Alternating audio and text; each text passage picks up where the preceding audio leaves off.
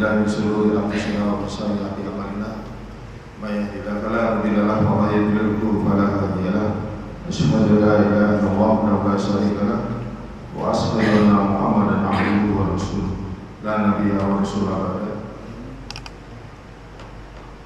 Qala ta'ala fil Qur'anil Karim, a'udzu billahi minasy syaithanir rajim. Ya ayyuhalladzina amanu taqullaha haqqa tuqatih wa la tamutunna illa wa antum muslimun.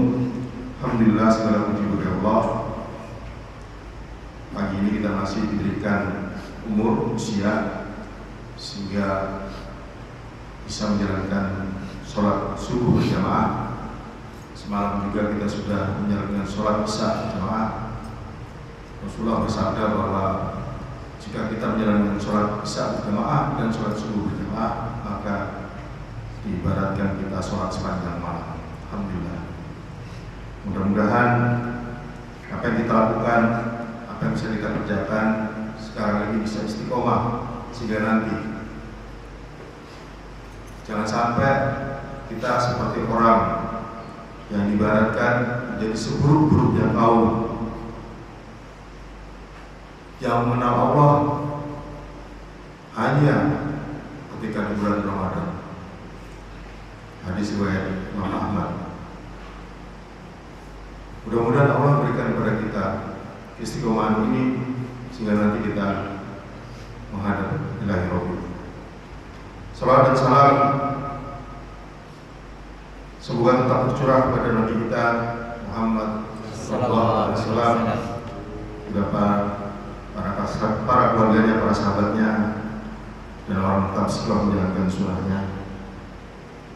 Masalah muslimin jamaah sholat subuh, rahmatullah. Ibadah puasa kita sangat lekat hubungannya dengan implementasi dari keimanan, dari nilai-nilai tauhid. Penanaman nilai tauhid tercermin di dalam ibadah puasa, karena selama puasa semua perbuatan kita merasa terpantau.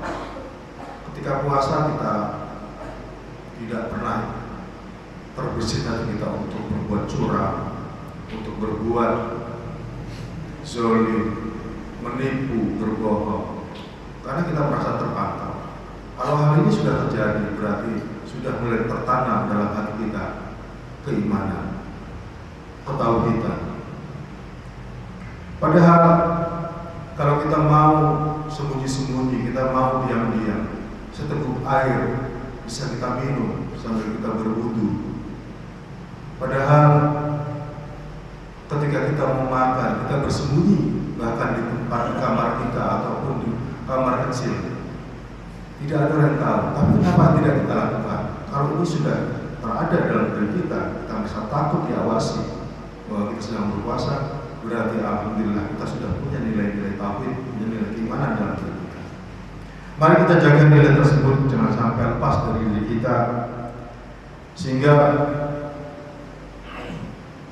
ulama mengatakan bahwa puasa inilah yang menunjukkan benarnya iman seseorang. Orang melakukan puasa merasa sadar bahwa dirinya dalam pengawasan Allah Subhanahu wa taala. Oleh karena itu, Allah di dalam membalas puasa kita dengan balasan yang sangat setimpal karena usaha kita, yaitu surga. Sahabat bin Sa'ad radhiyallahu anhu pernah meriwayatkan bahwa Rasulullah bersabda, sesungguhnya di surga ada pintu yang bernama Royan. Hanya boleh masuk dari pintu itu orang-orang yang berpuasa. Ketika orang-orang berpuasa telah masuk dari pintu Royan, maka pintu itu akan langsung ditutup agar orang lain tidak dapat masuk. Jadi pintu khusus. Para ulama kemudian menganalisa mengapa puasa menjadi istimewa di mata Allah Subhanahu wa taala. Ternyata ditemukan beberapa spesifikasi puasa yang membedakan dengan ibadah lain. Salah satunya adalah ibadah puasa tidak membutuhkan gerakan, sehingga tidak muncul resiko, tidak muncul potensi kita untuk melakukan riya. Hanya Allah yang tahu puasa kita, hanya kita dan Allah yang tahu. Ibadah puasa berangkat dari hati, diimplementasikan dengan tekad dan gerakan, dan yang terutama adalah dengan energi yang cukup besar, kita akan merasa lemas, akan merasa haus, capek, dan lain-lain. Lalu energi tersebut disunahkan untuk dipersiapkan, yaitu dengan cara kita melakukan sahur. Rasulullah SAW ketika sahur maupun berbuka, beliau melakukannya dengan memakan futoh, yaitu kurma muda. Kalaupun tidak ada, menggunakan tamar, yaitu kurma yang sudah matang. Kalaupun tidak ada, cukup dengan seteguk air. Permasalahannya kita di Indonesia ini ada dua hal. Yang pertama, kurma tidak menjadi kebiasaan kita untuk makannya. Yang kedua, kurma memang tidak ada di Indonesia. Oleh karena itu seringkali dialihkan atau diganti dengan makanan-makanan yang manis, sehingga kadang-kadang ada sebuah kalimat yang mengatakan berbukalah kamu dengan yang manis-manis, seperti yang di hadis, padahal bukan hadis. Ini adalah sebuah sintesa ucapan daripada orang-orang soleh bahwa kita gantikan dengan yang manis-manis. Permasalahannya adalah manis yang kita makan saat ini seringkali tidak sebagaimana manis yang kita tunjukkan. Mengapa Rasulullah makan dengan yang manis-manis? Sebab Rasulullah mengetahui bahwa manis menimbulkan energi. Manis berasal dari glukose yang bisa langsung digunakan oleh tubuh sehingga akan merasa langsung kuat. Tetapi manis yang kita makan saat ini adalah manis-manis kadang-kadang yang dibuat oleh manis buatan yang 0 kalorinya. Tidak ada kalorinya, sama sekali tidak menimbulkan energi. Nah, kalau itu yang kita makan, berarti tidak sesuai dengan hadis. Makanlah dengan yang manis. Padahal manis yang kita makan adalah manis buatan, maka tidak akan bisa menimbulkan energi. Berarti nanti ketika sholat tarawih merasa masih lemas. Sudah makan kok masih lemas, sudah manis-manis. Sudah makan manis-manis 1 gelas penuh, bahkan nambah kok masih lemes, sehingga sholat tarawihnya pun masih terasa lemes. Jangan-jangan yang kita minum adalah pemanis buatan yang tidak ada kalorinya.